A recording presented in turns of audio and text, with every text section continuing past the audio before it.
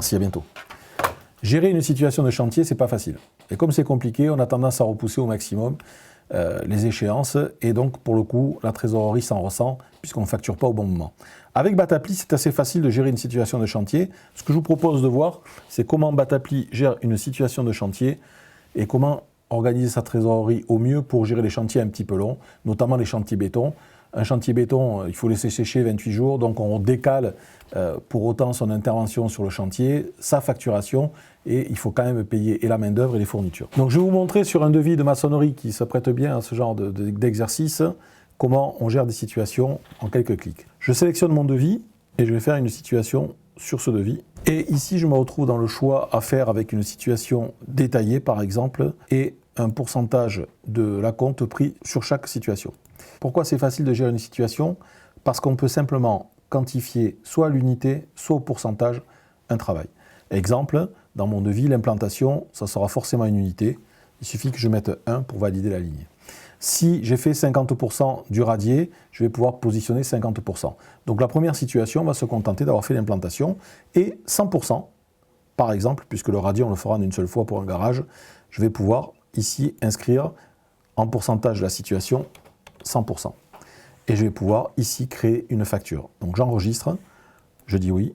Je peux imprimer cette facture ou aller directement, la fois suivante, créer une autre situation. Si je vais créer une autre situation, je reste dans les situations et je clique sur créer une situation. Et là, je vais maintenant, cette fois-ci, faire de l'élévation de mur. Donc je vais en faire, par exemple, 50%, que je vais valider, enregistrer cette fois-ci, puisqu'il m'aura fallu un certain temps pour faire ces 50% de mur. Je vais dire oui. Je vais pouvoir sortir et venir créer une nouvelle situation, où là, je vais faire 50% des murs restants, plus la pose de la porte de garage. Ici, donc, on va passer à 100% de réalisation de la situation, plus une fois la porte de garage. Je vais enregistrer cette situation, oui. Et je vais maintenant finaliser par le toit. Et je vais créer ma dernière situation sur ce chantier qui se sera étalé sur 3 ou sur 4 mois.